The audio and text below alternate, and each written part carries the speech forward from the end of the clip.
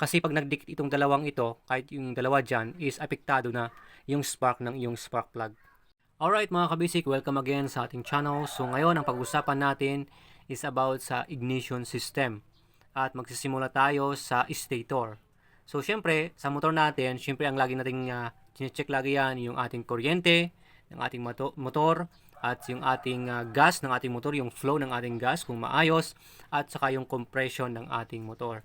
So, mag-start tayo sa stator kasi ito yung pinaka main na supply ng ating motor. Okay? Para magkaroon siya ng kuryente. So, ito napakahalaga to na marami tayong mga nalalaman patungkol sa stator. So, ako hindi ko naman alam lahat. So, may mga bagay na mag-alaps tayo. So, i-comment nyo na lang sa comment section natin. Okay?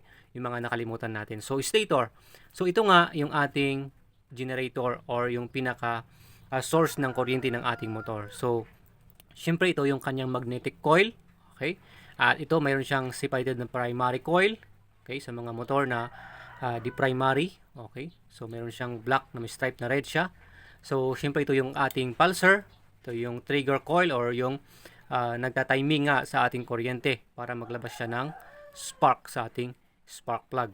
Alright, maliwanag. So, ito kasi mga kabasic, minsan, pag na-check mo na kasi yung compression mo is malakas naman, ang problema, at chinek mo na rin yung gas, may gas ka naman, okay naman yung flow ng from the tank mo, yung gas mo hanggang sa carburetor mo, hanggang sa intake manifold, ayos naman siya. At ngayon ay hindi pa rin na-start yung motor mo, syempre mag-focus ka na sa ignition system mo. Or yun nga, ito unang-una sa ating stator. Huwag ka muna doon sa spark plug, huwag muna doon sa ating high tension wire, okay? Huwag muna sa ignition coil, ayan, sa ating CDI, regulator, or sa battery, kung ikaw ay battery operated, or sa ating mga bagay-bagay dyan, okay? Dapat sa stator muna kasi ito nga yung naglalabas ng AC power, AC alternating current. Syempre kasabay niyan yung ating magneto. So, ang ating stator kasi ay syempre may lifespan din yan. Lahat ng parts ng motor ay meron niyang lifespan, no? Yung last na video natin is about sa spark plug na kung saan sinabi ko din na may lifespan ng ating spark plug. Ito may lifespan rin dito, ating stator. Bakit nga ba nagka-fail yung stator natin? Syempre, itong ating magnetic coil natin, syempre meron niyang insulator.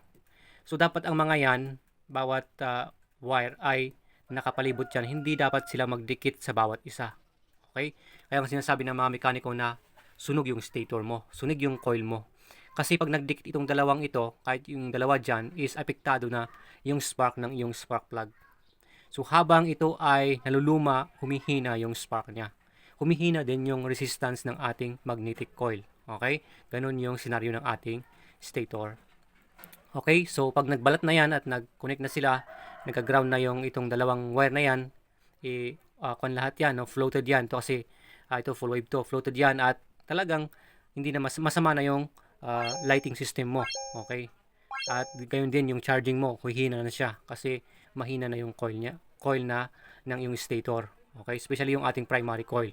Ganon din ito, the same lang din na siyempre na bumababa yung resistance niya dahil sa kalumaan din. Alright? Ganun mga kabisik. So, pag ganun mga kabisik, ano yung mga mangyayari sa ating motor pag pasira na yung stator natin or sira na siya? Siyempre, pag sira na talaga at sunog na talaga ang stator mo, wala nang nalabas na kuryente. Okay? Ang sinasabi ko is pati na rin yung, siyempre, pulsar.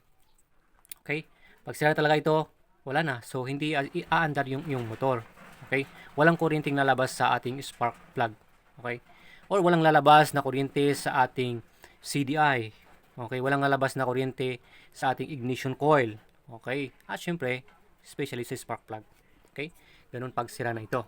Pag pasira ito mga kabisik, syempre, mararamdaman natin yung sintomas. Ano yung mga sintomas niya? Syempre, yung mahirap siyang paandarin. Kasi nga, mahina yung kuryente. Kasi kailangan ng ating mixture, yung ating air and fuel mixture, ng sapat na spark ng ating spark plug para sunugin niya yung mixture natin. Ito pa rin, napakahalaga itong ating stator na maayos. Okay? Ayun, meron yung, kahit nandar naman siya, pero nagluluko yung andar niya, parang nabubulunan, parang akala mo carburetor, hindi pala. Akala mo loss compression, hindi pala. Yung pala ay nasi-short yung kuryente ng iyong motor. Possible yun din mga kabisik. Kaya, itong stator natin, kailangan na maayos siya para maayos din yung takbo ng iyong motor. Kasi pag hindi maayos din yung stator natin, pag uminit na ito, syempre, umiinit naman talaga ito, no? Nasa loob ng makina to, ng ating side cover sa ating motor, no? Pag uminit to, syempre, nababawasan yung resistance niya, yung spark niya, pag pasira na ito. At nagkukos na yon ng paghina ng spark ng ating motor. Kaya pag nagtersera ka, kwarta ka, na kailangan talaga ng, siyempre mabilis yun, kailangan mabilis din yung spark ng ating spark plug. Siyempre, pag mahina na, ano na yung time na parang hindi siya makahatak yung motor mo.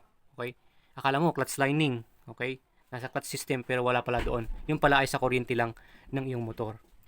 Kaya nga mga kabisig, minsan magkaka-relate lang talaga yung mga sira, ano, parang compression lang yung sira niya or loose compression siya or pwedeng sa gas lang na bubulunan sa karburador, mga ganun. Pero dito lang pala sa stator natin nagkakaproblema.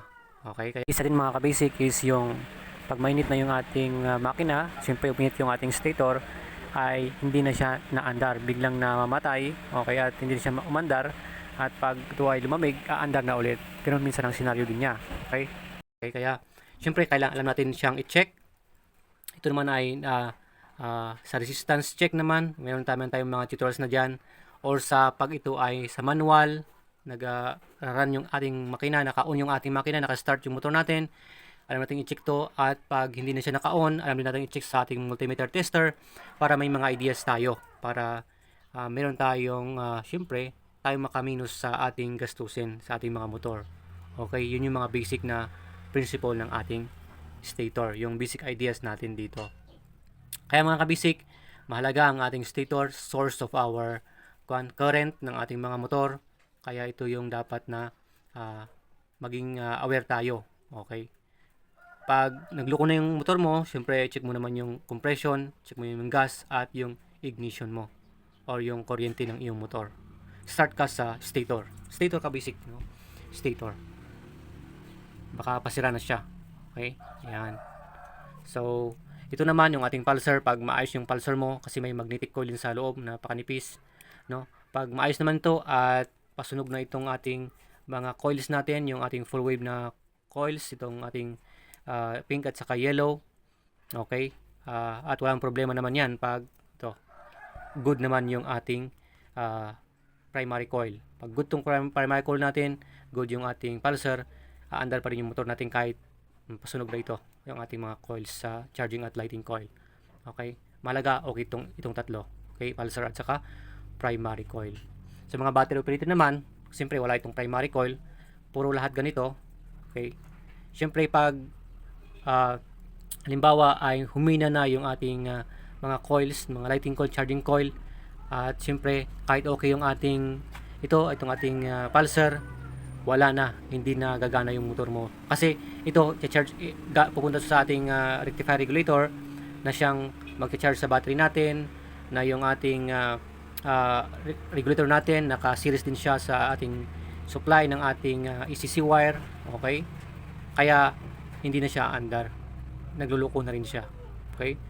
Pero pag halimbawa naman ay ikaw naman ay naka-primary coil at pasira ay good, nasira tong primary coil mo, no? Ito. At good naman yung ating pulsar. Walang problema kasi pag good itong ating charging coil at lighting coil mo, ito nga sinasabi nila na pwede mo siyang i-convert ng battery operated na yung CDI mo. Okay? So, mahalaga, malakas yung charging mo at good yung battery mo para i-battery operated mo yung CDI mo para gagana pa rin siya kahit sira na yung ating primary sa ating stator. Basta good ito, no? Ating pulsar. Kasi pag ang pulsar nagloko ang timing ng paglabas ng kuryente natin, wala na lahat. Okay? Ganun mga kabasic. Alright, so thank you so much for watching and God bless everyone. I hope na meron tayong natutunan at kung meron man kahit napaka-basic lang mga kabasic yung ating na-discuss, ay please subscribe mo naman yung ating YouTube channel and click mo yung bell button para ma-update ka lagi sa mga panimbago nating mga tutorials patungkol sa motor natin. Alright.